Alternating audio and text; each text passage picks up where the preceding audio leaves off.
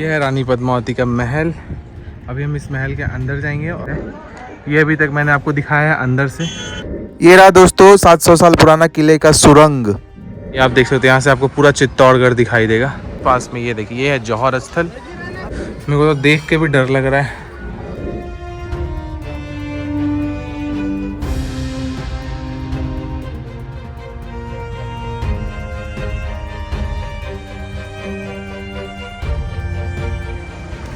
Hello दोस्तों, welcome to my YouTube channel Tarun Kishore blogs. और आज मैं आ चुका हूँ चित्तौड़गढ़।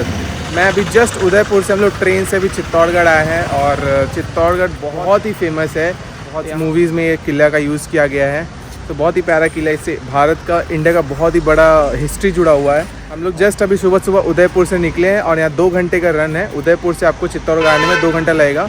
बट करीब 50 से 60 रुपये का टिकट है। ट्रेन से आप आ सकते हो इजीली। 6 बजे की ट्रेन होती है वहाँ पे मॉर्निंग की, और सुबह 8 बजे आप चित्तौड़गढ़ पहुँच सकते हो। तो हम चित्तौड़गढ़ पहुँच चुके हैं और आप यहाँ पे देख सकते हो हमारे पीछे ये इतना बड़ा किला। ये इंडिया का दोस्तों सबसे बड़ा किला, ये भारत का सबसे बड़ा किला है। ये 700 एकड़ में फैला हुआ है। आप समझ सकते हो कितना बड़ा होगा। और ये पूरा जो है 13 किलोमीटर एरिया है इसका। सो अभी हम यहाँ पे ट्रैकिंग ये पूरा स्टार्ट करने वाले हैं। अभी तो आप देख सकते हो यहाँ पे ये रास्ता है, ये रास्ते से हमें इधर जाना है और यहाँ से होते हुए हाइकिंग करना है। किले के गेट पे जा सकते हैं। और यहाँ पे एक मंदिर भी आप देख सकते हो, ये देखो आप, आई लव चित्तौड़। और हम जस्ट सुबह सुबह पहुँचेंगे चित्तौड़गढ़। अभी हम चलते हैं चित्तौड़गढ़ की तरफ। हमारे साथ हमारे 2 फ्रेंड भी आए, आप देख सकते हो इनको घोड़े से बात करते हुए। ये 2 फ्रेंड जो पूरा उदयपुर हम साथ घूम चुके हैं। और ये दोनों फ्रेंड हमारे साथ जा रहे हैं, अनंत और करण। बस यहाँ से निकलते हैं और इधर से होते हुए आपको निकलेंगे। जैसे जैसे जाते हैं आपको पूरा चित्तौड़गढ़ का पूरा हिस्ट्री आपको बताएंगे। किले का पहला एंट्रेंस द्वार आप देख सकते हो। ये 7 द्वार हैं यहाँ पे। ये देखिए पाडल पोल, यहाँ से हम एंट्री कर चुके हैं। किले का बनावट इतना प्यारा है, इतना प्यारा है। और ये करीब 7th सेंचुरी में बनाया गया था किला। बहुत ही मुश्किल से सुबह सुबह उठ के हम लोग आए, क्योंकि यहाँ पे राजस्थान में ठंड बहुत ज़्यादा है। जैसा कि महाराष्ट्र में ठंड नहीं है, मुंबई में नहीं, राजस्थान में ठंड है। अगर राजस्थान आया और चित्तौड़गढ़ नहीं घूमे तो फिर क्या ही मतलब है। और चित्तौड़गढ़ का कहानी, इसकी जितने भी हिस्ट्री है, मैं आपको एक एक चीज़ एक्सप्लेन करता हुआ चलूँगा जैसे जैसे आगे बढ़ूँगा। तो दोस्तों पहले गेट हम इंटर करते हुए आगे चुके हैं और अब हम दूसरे गेट पे पहुंच चुके हैं। ये है भैरव पोल। आप यहाँ पे देख सकते हो लिखा हुआ है भैरव पोल। ये है दूसरा गेट। ऐसे ही हमें वॉक करते करते 7 गेट को क्रॉस करना है। 7वें गेट क्रॉस करने के बाद फिर आएगा फोर्ट का मेन एंट्रेंस। उदयपुर से सुबह सुबह 4 बजे उठे, 4:30-5 बजे निकल के 6 बजे की ट्रेन थी। हम 8 बजे पहुँचे यहाँ पे। और ये प्लान हमारा पिछले 4 दिनों से चल रहा था। 3 दिन कैंसिल हुआ है क्योंकि हम सुबह उठ नहीं पा रहे थे, क्योंकि एक ही ट्रेन है। आप समझो तो उदयपुर से यहाँ तक आने में चित्तौड़गढ़ एक ही ट्रेन है, सुबह 6 बजे चलती है। वो अगर छूट गया तो फिर कोई ट्रेन नहीं है। तो दोस्तों फाइनली हमें तीसरा गेट मिल चुका है। आप देख सकते हो ये रहा तीसरा द्वार, हनुमान पोल। और ये हम तीसरे द्वार से एंट्री कर रहे हैं। यहाँ पे एक मंदिर भी है, देखो हनुमान मंदिर है यहाँ पे। और ये उस टाइम का गेट देख सकते हो, एंट्रेंस गेट। ये देखो आप, कितना मजबूत है कि आज तक वैसा का वैसा टिका हुआ है। 3 द्वार हम पार कर चुके हैं, 4 द्वार बाकी है। तो बस मैं तो बहुत ज़्यादा एक्साइटेड हो रहा हूँ अंदर जाने के लिए। और आपको एक एक चीज़ एक्सप्लोर करके दिखाऊँगा क्या है किले में। ये आ गया चौथा द्वार और ये है गणेश पोल। गणेश पोल। और अब हम चौथे द्वार से एंट्री ले रहे हैं। ये थोड़ा क्षतिग्रस्त हुआ है ये द्वार, यहाँ पे गेट वेट सा टूटा हुआ है। जैसे जैसे इस फोर्ट की तरफ जा रहे हैं वैसे वैसे मैं बहुत ज़्यादा एक्साइटेड हो रहा हूँ, बहुत ज़्यादा खुश हो रहा हूँ कि मैं चित्तौड़ घूम पा रहा हूँ, क्योंकि ये बहुत ही हिस्टोरिकल किला है। तो दोस्तों ये रहा 5वां गेट, आप देख सकते हो, जोड़ला पोल। और ये भी गेट सही सलामत है जैसा कि तीसरा था। 6ठा और 7वां 2 गेट रह गए। उसके बाद हम जाएंगे किला के मेन एंट्रेंस के अंदर और देन एक्सप्लोर करेंगे किले को। अभी आगे 6ठे गेट के पास यह है लक्ष्मण पोल, ये आप देख सकते हो। और यहाँ पे हम लोग वीकेंड पे नहीं आए हैं, वीकेंड पे नहीं है, फिर भी इतना गाड़ी, इतना क्राउड आ रहा है यहाँ पे। इसका नेक्स्ट लेवल का क्रेज़ है इस फोर्ट को एक्सप्लोर करने का, क्योंकि जब आप सैटेलाइट से देखोगे ना, सैटेलाइट से भी ये फोर्ट दिखता है। इतना बड़ा फोर्ट है, प्रॉपर 13 किलोमीटर एरिया में ये फोर्ट है, 700 एकड़ में ये फोर्ट है। आप समझ सकते हो कितना बड़ा होगा। मिनिमम 3-4 घंटे तो जाने ही वाले हैं एक्सप्लोर करने में पूरे फोर्ट को। तो ये रहा दोस्तों 7वां एंट्रेंस गेट, रामपोल, आप देख सकते हैं। ये है दोस्तों टिकट विंडो, 40 रुपये पर पर्सन टिकट है चित्तौड़गढ़ किले का। बस टिकट काउंटर यहाँ पे था, टिकट हमने ले लिया और अब हम अंदर जाएंगे फोर्ट के। अभी अपन यहाँ पे है, यहाँ से होते हुए हमें पूरा घूमना है। दोस्तों ये है चित्तौड़गढ़ किले के बारे में कुछ इंपॉर्टेंट जानकारी, आप पॉज करके पढ़ भी सकते हो, अन्यथा मैं आपको सारी जानकारियाँ आगे देता रहूँगा। तो दोस्तों भारत के सबसे महत्वपूर्ण किलों में से एक चित्तौड़गढ़ का यह किला राजपूतों के साहस, शौर्य, त्याग, बलिदान और बड़प्पन का प्रतीक है। चित्तौड़गढ़ का यह किला राजपूत शासकों की वीरता, उनकी महिमा एवं शक्तिशाली महिलाओं के अदम्य साहस की कई कहानियों को प्रदर्शित करता है। करीब 700 एकड़ की जमीन में फैला यह विशाल किला अपनी भव्यता, आकर्षण और सौंदर्य की वजह से यह भारत के सबसे विशालकाय किलों में से एक है, जिसका निर्माण 7वीं शताब्दी में मौर्य शासकों द्वारा किया गया था। दोस्तों इस किले पर अलग अलग समय पर मौर्य, सोलंकी, खिलजी, मुगल, प्रतिहार, चौहान, परमार वंश के शासकों ने शासन किया है। इस किले में कई सारी मंदिरें, 84 तालाब और झील जिनमें से 25 अभी भी बचे हुए हैं, और 3 से 4 महल जिनमें से राणा कुंभा महल, रानी पद्मावती महल और फतेह प्रकाश महल इस किले की सुंदरता और आकर्षण को और अधिक बढ़ाते हैं। और इसके साथ साथ इस किले के अंदर जौहर कुंड भी है, जिसका एक अपना अलग ही ऐतिहासिक महत्व है। इसके साथ साथ दोस्तों इस महल के अंदर एक विक्ट्री टावर भी है, जिसका एक अलग अपना इतिहास है। ये सारी चीजें मैं आपको 1 बाय 1 करके दिखाऊंगा और एक्सप्लोर भी करूंगा। तो आइए अब स्टार्ट करते हैं वीडियो को। तो दोस्तों अभी हम जस्ट एंट्री हुए हैं और अब हम जाने वाले हैं कुंभा महल। आप देख सकते हैं कुंभा महल में हम एंट्री करेंगे और फिर आपको दिखाते हैं कुंभा महल में आखिर है क्या। कुंभा महल चित्तौड़गढ़ के सुरवीर महान राजा महाराणा कुंभा द्वारा इस भव्य महल का निर्माण 15वीं सदी में करवाया गया था। जैसे ही दोस्तों आप कुंभा महल के अंदर प्रवेश करेंगे, आपको एक बहुत बड़ा सा आंगन दिखाई देगा जो एकदम खुला है। यहाँ पर सूरज गोखरा, जनाना महल और कंवरपात के महल भी देखने को मिलते हैं।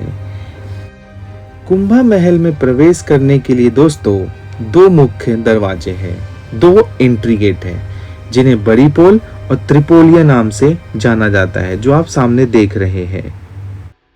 वीरान और खंडहर परा कुंभा महल सदियों से महाराणा कुंभा की गाथाएं सुना रहा है। कुंभा महल के बारे में दोस्तों कहा जाता है कि यह महल महाराणा कुंभा से पहले भी बना हुआ था, लेकिन महाराणा कुंभा ने अपने कार्यकाल में इसका जीर्णोद्धार करवाया, मतलब फिर से बनवाया, टूटे हुए महल को फिर से बनवाया और बड़े स्तर पर अतिरिक्त छोटे छोटे महलों का निर्माण करवाया था। इसी वजह से इस महल को कुंभा महल के नाम से जाना जाता है। हम इस पॉइंट से एंट्री किए थे, ये मेन एंट्रेंस गेट है महल का, और ये आप देख सकते हैं यहाँ से आपको पूरा चित्तौड़गढ़ दिखाई देगा। और यहाँ पे ये पार्ट टूट चुका है, यहाँ पे छोटे छोटे जो रूम्स होते थे ये यहाँ पे टूट चुका है, लेकिन जो ये महल है ये अभी तक मैंने आपको दिखाया है अंदर से। यहाँ पे जो सैनिक रहते थे, यहाँ पे सैनिक रह के सुरक्षा करते थे, जो कॉर्नर होता है एकदम कॉर्नर पॉइंट था ये महल का। देख सकते हैं यहाँ से आपको पूरा चित्तौड़ दिखाई देगा। बिलीव में कितना प्यारा लग रहा है। अभी हम सोचो तो इतने हाइट पे खड़े हैं और यहाँ से पूरा चित्तौड़गढ़ आपको दिख रहा होगा। ये देख सकते हो पूरा चित्तौड़गढ़। वाह। गाइड के अकॉर्डिंग दोस्तों ये जो आप पार्ट देख रहे हैं, ये महल के सुरक्षा कर्मी सैनिकों का कक्ष माना जाता है, जो अब खंडित हो चुका है, पूरा क्षतिग्रस्त हो चुका है। लगभग ये पूरा यहाँ पे टूट चुका है। आप देख सकते हो यहाँ तो बाउंड्री भी नहीं है, तो पास में जाने में थोड़ा डर लग रहा है। ये आप देख सकते हो इतने हम हाइट पे खड़े हैं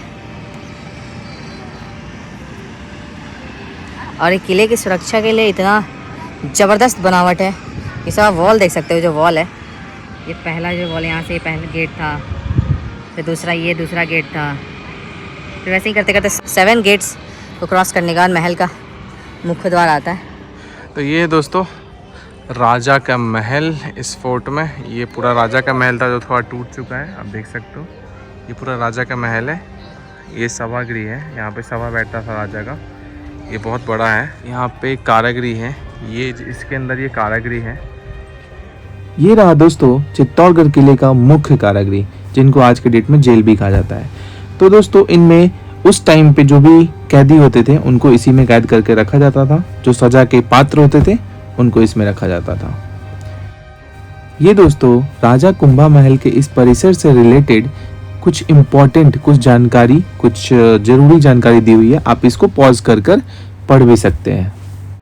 तो दोस्तों अब मैं आपको लेकर जा रहा हूँ मीराबाई महल। जी हाँ दोस्तों, वही मीराबाई जो भगवान श्री कृष्ण की सबसे बड़ी भक्त हुआ करती थी। मीराबाई जिनका जन्म 1561 ईस्वी में कुर्की नामक गांव में हुआ था। ये राजस्थान में है दोस्तों। इनके पिता का नाम राजा रतन सिंह राठौर एवं माता का नाम वीर कुंवरी था। जब मीराबाई 12 वर्ष की हुई तो उनका विवाह महाराणा सांगा के सबसे बड़े पुत्र भोजराज से हुआ, परंतु 2 साल बाद ही उनके पति का देहांत हो गया और मीराबाई को परंपरा अनुसार सती होने का दबाव पड़ा, बट उन्हें सती स्वीकार नहीं था। मीराबाई तो पहले ही से कृष्ण की भक्ति में लीन थी, पर पति के मरने के बाद तो भगवान श्री कृष्ण को ही अपना सब कुछ मान चुकी थी। वह एक जोगन की तरह रहती, बहुत सरल भाषा में भजन लिखती और उन्हें गाया करती थी। उनके भजन आज वर्षों बाद भी पूरे देश में लोकप्रिय है। उनके पदों में श्री कृष्ण के प्रति असीम प्रेम व अनन्य भक्ति होती थी।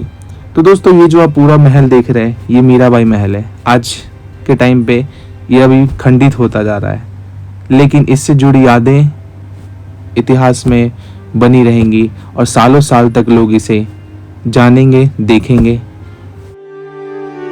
ये है दोस्तों चित्तौड़गढ़ किले का खुफिया रास्ता, जिसको हम सुरंग बोलते हैं।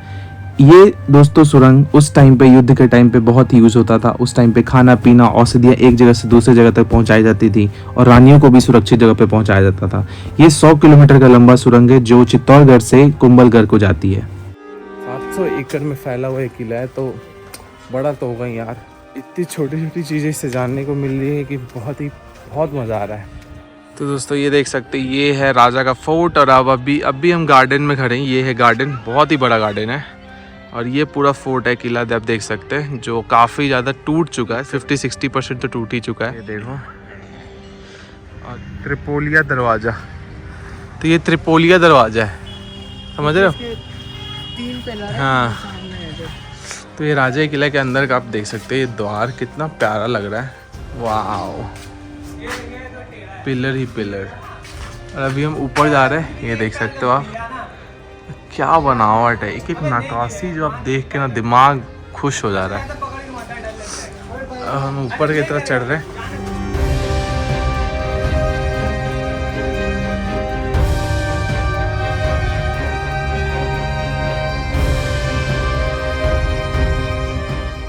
चलूं?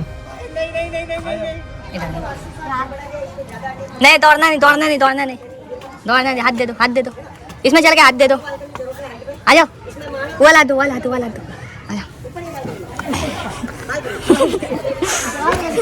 ये राजा का महल हम देख चुके हैं और अब हम दूसरे साइड जा रहे हैं।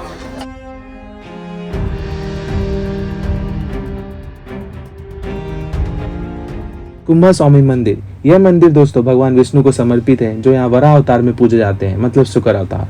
मंदिर का निर्माण 8वीं शताब्दी में करवाया गया था, लेकिन महाराणा कुंभा ने 1433 से 68 ईस्वी के बीच में इस मंदिर को बड़े पैमाने पर रिनोवेट करवाया। यह चित्तौड़गढ़ किले में स्थित कुंभा महल के निकट ये मंदिर स्थित है। मंदिर की वास्तुकला चित्तौड़गढ़ में स्थित कालिका माता मंदिर के समान ही है। मंदिर एक ऊंचे अधिष्ठान पर निर्मित है तथा इसमें एक गर्भगृह, एक अंतराल, एक मंडप, एक अर्ध मंडप तथा एक खुला प्रदक्षिणा पत्र है। मंदिर की दीवारों पर दोस्तों आप देख रहे होंगे कई सारी देवी देवताओं के सुंदर चित्र गढ़े गए हैं। मंदिर के सामने एक छतरी के नीचे गरुड़ की मूर्ति है। बट दोस्तों मंदिर के अंदर कैमरा ले जाना अलाउड नहीं है, इसलिए मैं आपको ये सारी चीजें, अंदर की चीजें मैं आपको नहीं दिखा सकता और भगवान विष्णु की मूर्ति आपको नहीं दिखा सकता। मैंने भी दोस्तों मंदिर के अंदर गया और भगवान के दर्शन किए। अब मैं दोस्तों मंदिर के दर्शन होने के बाद मैं आपको लेकर चलता हूँ विजय स्तंभ की तरफ।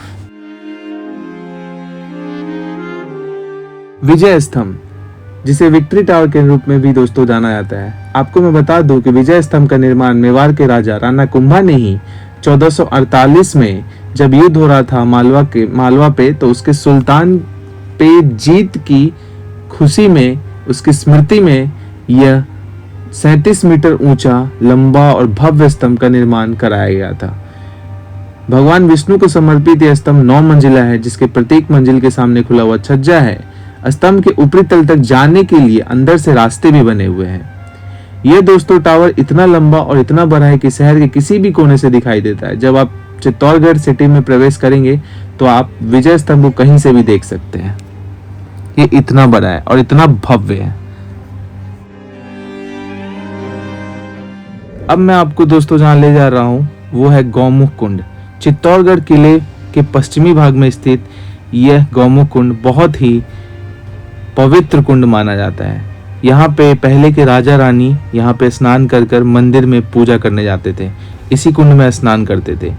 इस कुंड की विशेषता यह है दोस्तों कि इस कुंड का पानी 12 महीने रहता है, लेकिन रहस्यमय बात यह है कि इस कुंड में पानी कहाँ से आता है ये किसी को नहीं पता। लोगों का कहना है कि कुंड के चट्टानों के दरारों के बीच से पानी आता है, लेकिन कहाँ से आता है ये कोई नहीं जानता। इस कुंड की खासियत यह है दोस्तों कि ठंड में यहाँ पे पानी जो है ये गर्म रहता है और गर्मी के दिनों में पानी ठंडा रहता है।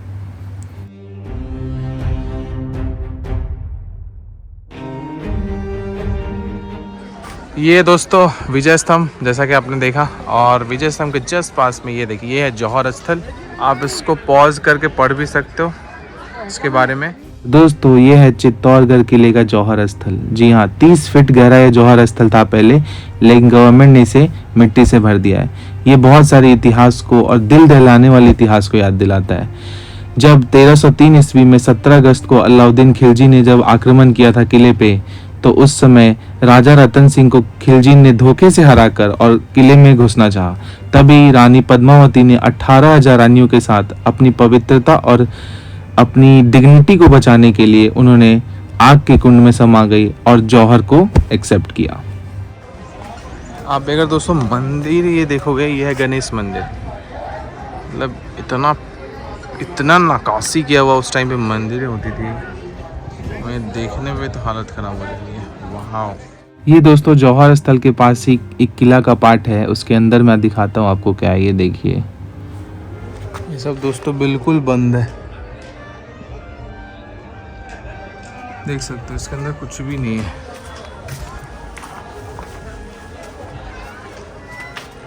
खुफिया रास्ता है।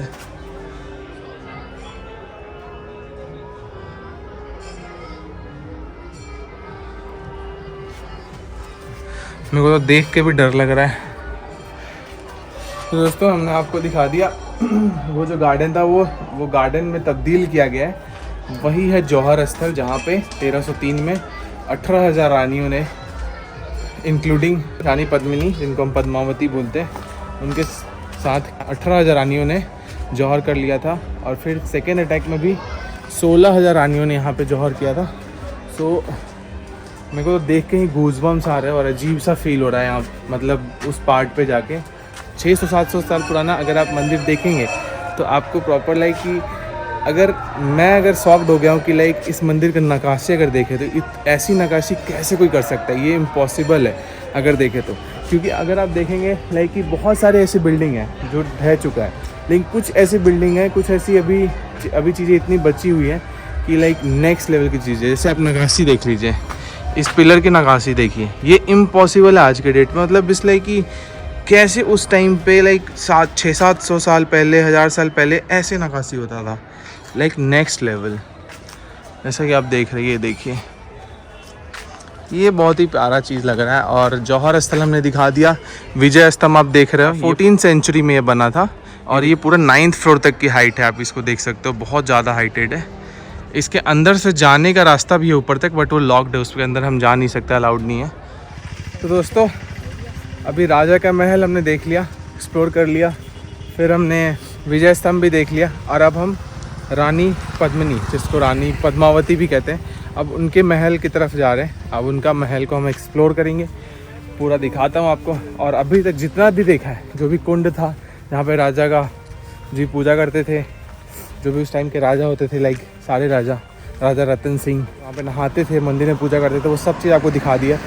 उनका महल दिखा दिया आपको, जो गार्डन था गार्डन दिखा दिए, कारागिरी सब कुछ दिखा दिया। विजय स्तंभ भी दिखा दिया जो 1400 ईस्वी में 15वीं सेंचुरी में बना है। और अब मैं आपको दिखाने वाला हूँ, अब हम जा रहे हैं रानी पद्मावती के महल की तरफ और वो दिखाते हैं। तो दोस्तों लगभग सारी चीज़ें एक्सप्लोर करने के बाद अभी हम पहुँचे हैं रानी पद्मावती के महल के पास। आप देख सकते हो ये है रानी पद्मावती का महल। अभी हम इस महल के अंदर जाएंगे और आपको एक एक चीज़ एक्सप्लोर करके दिखाने वाले हैं।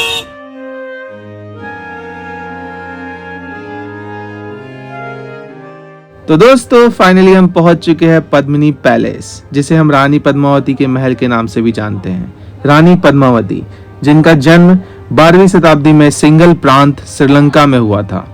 उनके पिता का नाम राजा गंधर्व सेन था, जो सिंघल प्रांत के राजा हुआ करते थे। और उनकी माता का नाम चंपावती था, जो सिंघल प्रांत की महारानी थी। इतिहासकारों का मानना है दोस्तों कि रानी पद्मावती बचपन से ही दिखने में बहुत ही सुंदर और आकर्षक थी। रानी पद्मावती जब बड़ी हुई तो उनकी बुद्धिमानी के साथ साथ उनके सौंदर्य के चर्चे भी चारों तरफ होने लगे। रानी पद्मावती के पिता गंधर्व सेन ने एक स्वयंवर रखा 12वीं शताब्दी में, और उसमें राजा रतन सिंह के साथ उनका विवाह करा दिया गया और वो चित्तौड़ आ गई। तो ये रहा दोस्तों पद्मिनी तालाब, आप देख सकते हैं। ये जस्ट पद्मिनी, रानी पद्मिनी महल के जस्ट पीछे ही है। इतिहासकारों का मानना है दोस्तों कि रानी पद्मावती अपने विवाह के बाद जब चित्तौड़ वापस लौटी अपने पति राजा रावल रतन सिंह के साथ, तो चित्तौड़ के साथ साथ पूरे हिंदुस्तान में रानी पद्मावती के सौंदर्य और उनकी बहादुरी के चर्चे होने लगे।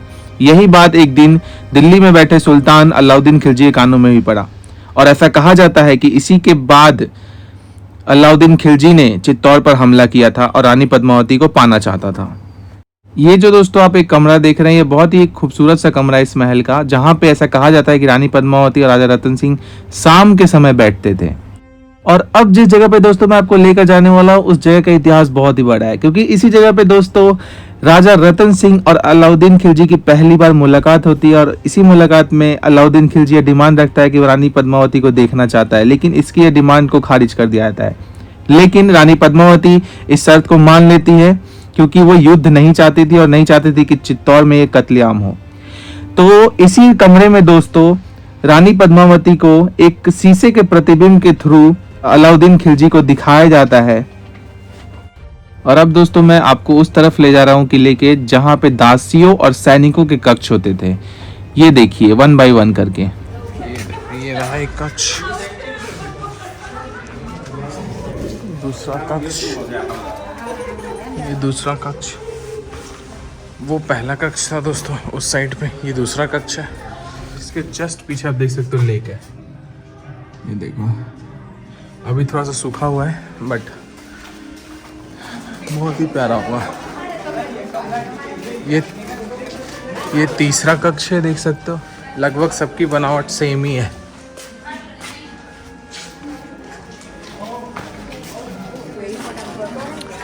ये चौथा कक्ष, तो ये एक रूम है और इसके अंदर ये वॉशरूम है, ये स्नान गृह है और ये रूम हो गया। इधर भी एक छोटा सा कमरा है जो दासियों का कमरा है, आप देख सकते हो। ये देखो,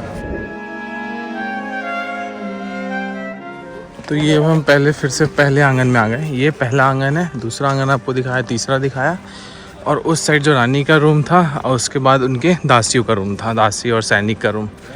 हम रानी पद्मावती महल के अंदर में है तो बहुत ही अच्छा फील हो रहा है, मैं वर्ड में एक्सप्रेस नहीं कर सकता, बहुत मज़ा आ रहा है। और लगभग हमने रानी पद्मावती महल का भी पूरा एक्सप्लोर कर लिया है। एक एक पार्ट को आपको दिखा चुका हूँ, हर एक पार्ट एक्सप्लोर कर चुका हूँ। क्या है यहाँ पे 3 आंगन है, जस्ट पीछे इसका पद्मिनी तालाब है, फिर सैनिकों के कक्ष, दासियों के कक्ष, रानी पद्मावती का कक्ष, सब दिखा चुका हूँ आपको। सो आई होप सो आपको अच्छा लगा हो। ये कुछ नहीं है, हॉल टाइप का है, यहाँ से उस साइड जो तालाब है उस साइड का व्यू अच्छा दिखता है। तो ये हॉल टाइप का बना हुआ है। अब हम चलते हैं बाहर और आगे की तरफ। तो ये रहा दोस्तों रानी पद्मावती का महल की पूरी जानकारी। और अब दोस्तों मैं जहाँ पे आपको लेकर जाने वाला हूँ उस जगह का महत्व इतिहास में बहुत ज़्यादा है, क्योंकि उस जगह को चित्तौड़ का बैटल ग्राउंड कहा जाता है।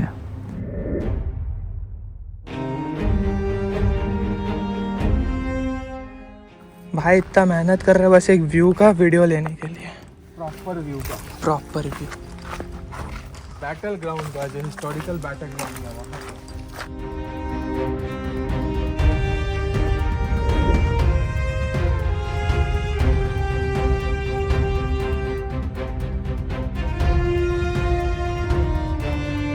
तो दोस्तों हम उस जगह पे खड़े हैं जहाँ से प्रॉपर बैटल ग्राउंड लड़ा गया था, एक पूरा युद्ध लड़ा गया था। वो आपको व्यू दिखाते हैं। ये हम चित्तौड़गढ़ के उस पॉइंट पे खड़े हैं जहाँ से जस्ट ऑपोजिट खिलजी, अलाउद्दीन खिलजी, जो यहाँ पे 1 लाख सैनिक लेके खड़ा था। और यहाँ से आपको दिखाता हूँ, आपने बहुत सारे मूवीज़ और सीरियल्स में देखा होगा, ये पूरा ये बैटल ग्राउंड था जहाँ पे अलाउद्दीन ने अपना टेंट गाड़ा था। जब वो अटैक कर रहा था और किला नहीं ध्वस्त हो रहा था तो पूरा टेंट डाल के 21 से 22 दिनों तक यहीं पे था और कंटिन्यू अटैक कर रहा था, लेकिन किला नहीं टूटा। तो उसने धोखे से राजा रतन सिंह को बुलाया संधि के लिए, और उसमें भी उन्होंने राजा रतन सिंह को अरेस्ट किया। फिर रानी पद्मावती ने छुड़ाया। फिर सेकेंड टाइम जब वॉर हुआ तो वॉर में जब बैटल ग्राउंड पे राजा रतन सिंह का सेना इस साइड, खिलजी की सेना उस साइड, खिलजी की सेना बहुत ज़्यादा थी मात्रा में, संख्या में बहुत ज़्यादा थी, तो उसने धोखे से राजा रतन सिंह को मारा गया बैटल ग्राउंड में, और वह युद्ध जीता खिलजी ने। और वो चाहता था कि पद्मावती को, रानी पद्मिनी को वो वापस अपने साथ ले जाए, लेकिन ऐसा हो ना सका। रानी पद्मिनी ने 18,000 महिलाओं के साथ, रानियों के साथ जौहर स्वीकार की और अग्नि में अपनी समाधि ले ली। सो ये बहुत ही, मतलब यहाँ पे खड़े होकर बहुत ही एक अलग ही वाइब आ रहा है कि नहीं भाई? बहुत ही नेक्स्ट लेवल की फीलिंग आ रही है दोस्तों। मतलब क्या ही बताऊँ, यहाँ पे जैसे अभी हम देख भी रहे हैं ना, इट्स लाइक नेक्स्ट लेवल। अरे सच में यार इसकी हाइट बहुत ज़्यादा है।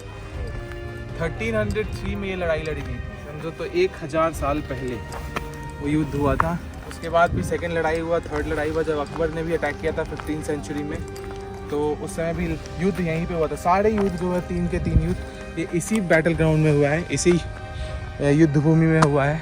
यहाँ लाखों सैनिकों का कत्ल हुआ है। ओह माय गॉड, ये किला बहुत ही बड़ा है। ये किला प्रॉपर 13 किलोमीटर में फैला हुआ है, और आई डोंट नो किसी ने किया है कि नहीं आज तक। हम 3 जो दोस्त हम लोग आए हुए हैं साथ में, पैदल पूरे इस किले को एक्सप्लोर किया हमने पैदल 13 किलोमीटर। और इनसाइड और यहाँ स्टेशन से किले तक 10 किलोमीटर और जो लो 23-25 किलोमीटर हम लोग ने पैदल चला है। तो आई डोंट नो किसी ने किया होगा नहीं किया होगा। अगर किसी ने किया तो कमेंट्स में ज़रूर अपना नाम लिखें। और बहुत मज़ा आया आज के दिन, बहुत हमने फ़न किया, बहुत एक्सप्लोर किया। मार्केट भी यहाँ पे लगता है छोटा सा, खाने पीने आपको सब चीज़ मिल जाएगा नॉर्मल सा, आपको स्नैक्स वगैरह और पानी वगैरह। रानी पद्मिनी का महल, मंदिर, राजा का महल, हमने एक एक चीज़ हमने आपको एक्सप्लोर करके दिखा दिया है। और ये लास्ट जो बैटल ग्राउंड था वो भी हमने आपको कवर कर लिया। और अब हम कुछ टाइम में वापस जाएंगे, थोड़ा देर यहाँ पे बैठेंगे, चिल करेंगे और फिर स्टेशन की तरफ निकलेंगे। वहाँ से हम उदयपुर जाएंगे और फिर नेक्स्ट ब्लॉग हमारा कुंभलगढ़ का रहेगा, क्योंकि हमें फिर कल कुंभलगढ़ निकलना है हम सबको। तो बस आज का व्लॉग इतना ही। आई होप आपको ये व्लॉग पसंद आया हो। प्लीज़ अगर ये व्लॉग आपको पसंद आया हो तो प्लीज़ वीडियो को लाइक कीजिए, शेयर कीजिए एंड सब्सक्राइब कीजिए। तब तक मिलते हैं नेक्स्ट व्लॉग में। Take care, bye bye.